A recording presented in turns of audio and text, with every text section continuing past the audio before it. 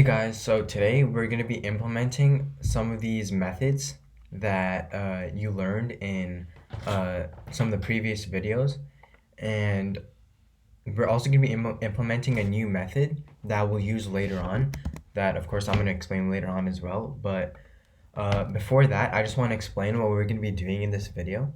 If you ever use a code editor, you might realize that if you have a set of brackets and you accidentally forget to close a opening bracket, like an opening curly brace in this example, it'll often throw you an error, or it'll put a red tilde under that brace because it wants to tell you that this doesn't have a pair, or there isn't a closing slash opening bracket that's correlated with this.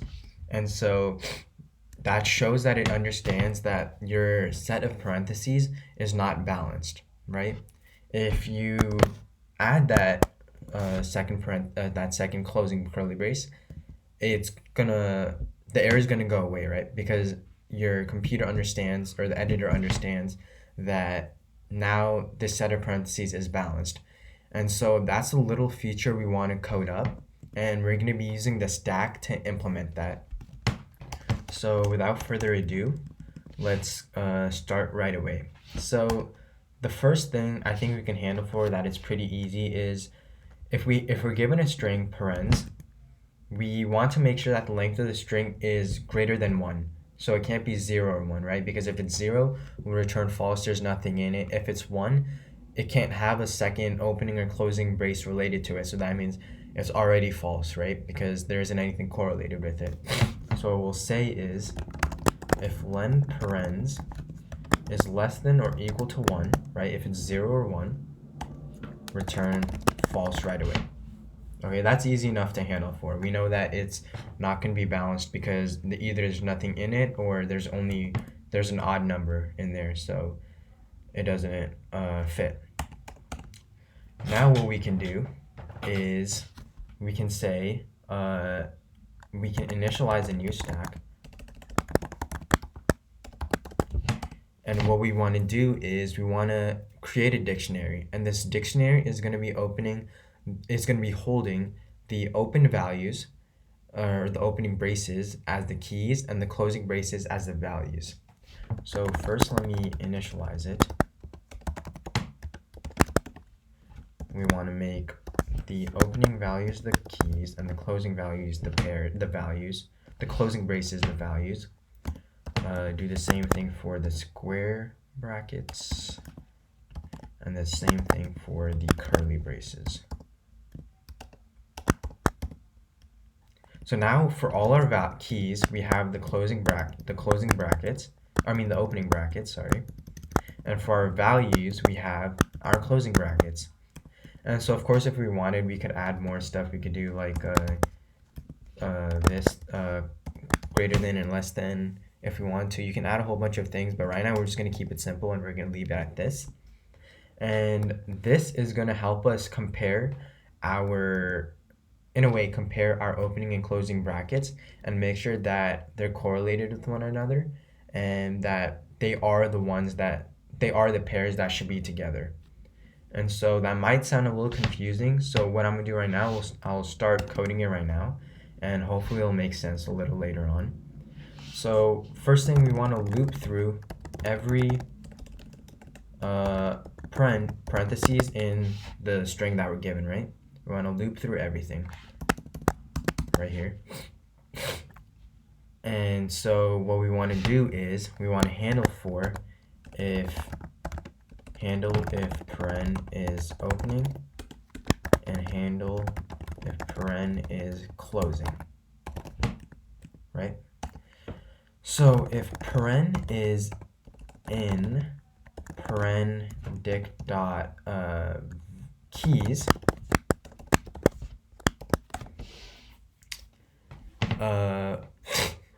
what we want to say is we want to push that paren into our stack, right? So if we're over here, if we're using this string, for example, if we get here, this opening brace, we want this opening bracket, we want to push it to the stack. If we get here, we want to push this to the stack. If we get here, we want to push this to the stack, right? And now and all is in paren.dict.keys does is it just looks at the keys and it checks if the paren that we're on is in one of those keys. And if paren is in paren.dict.values, right? So if it's a closing bracket, what we want to do is we want to opening brace bracket is equal to s2.peak.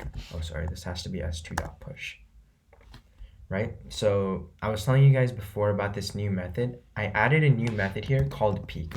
It's really simple. All it's doing is if you call stack.peak, it's going to return the very last value in the stack, right? That's what this -1 does. It returns the very last value, right? So if I have if my stack is A, B, C, D, it's going to return that D. If I pop off the D, it's going to return the C, and so on. And so what I want to do now is I've already handled for the paren being an opening value, an opening brace or opening bracket.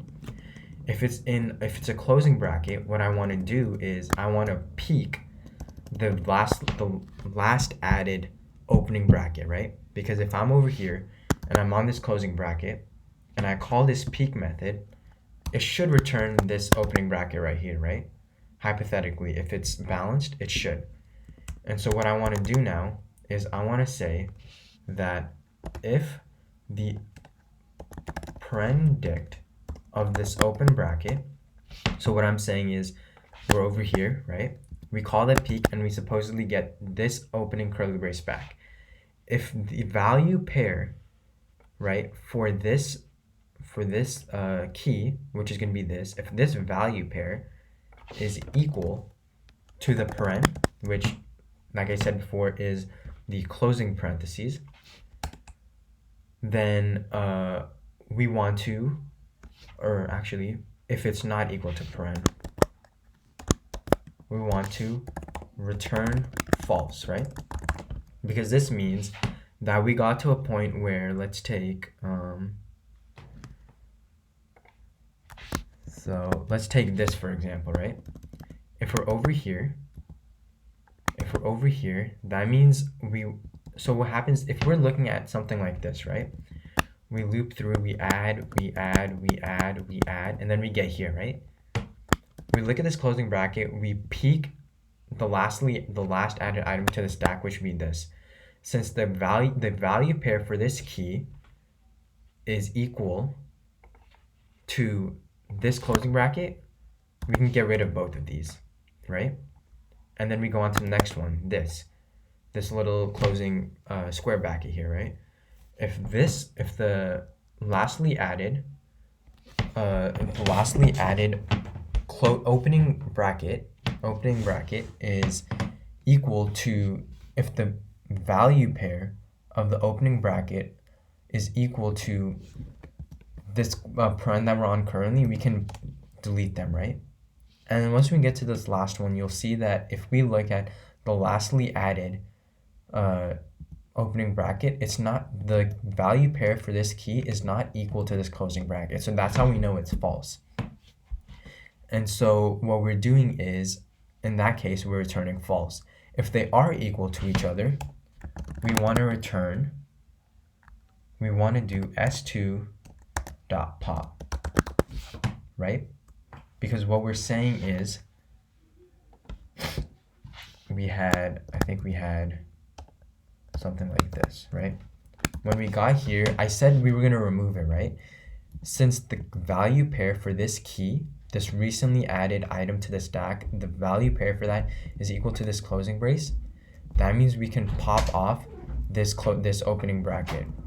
And so we can just get rid of both of these. The same thing goes for this. The value pair for this opening square bracket is equal to this closing bracket that we're looking at right now, and so we can get rid of both of these. And that's where we get here. That's why we do the s.pop, right? So we can get rid of that opening bracket and move on to the next closing bracket, or whatever the next bracket is. And so if that's the case, now if we look at this closing bracket, the lastly added opening bracket after those two pops is this opening curly brace.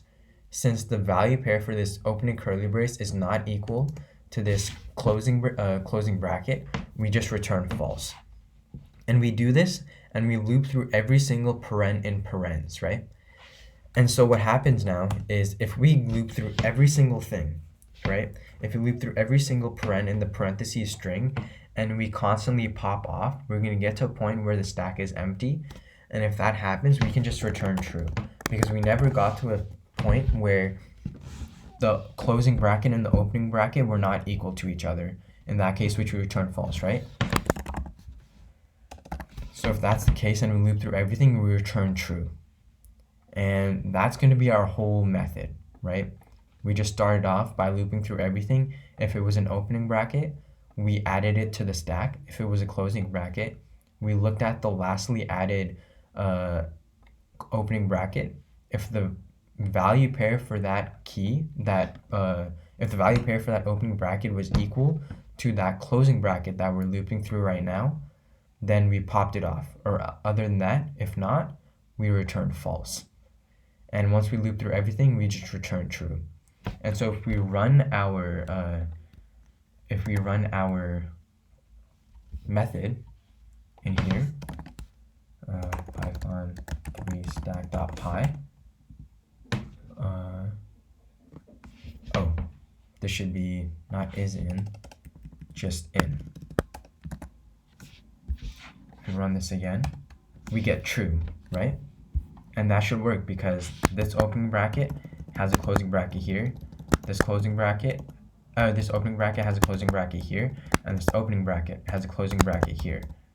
And so when we got to the first closing bracket, we peeked the lastly added closing bracket, the lastly added opening bracket, and since the value pair for this opening bracket was equal to this closing bracket, we deleted both of these, we popped it, right? Then we looked at the next closing bracket. Since the value pair for the recently added opening bracket after we popped off the last one, since it's this, and it's equal to, then the value pair for that is equal to this closing bracket, we pop them off. And the same thing goes for the opening closing brackets, right? And so that now we know we got to this point and we returned true. Now if I comment this out and I uncomment this should return false, right? Because over here we have an opening and closing bracket, but these obviously don't go with each other, and these definitely don't go with each other, right? So if I run this, I should return false. And that works. And so this is how you can use a stack to balance the parentheses. And this is a cool little feature that you just coded up. Good job. Thank you. And of course, this code is going to be on our GitHub, S&SCoder Bros. And yeah, if you're ever confused, make sure to check out the code there. And definitely leave some questions at the bottom if you need any help. All right, see you guys in the next video.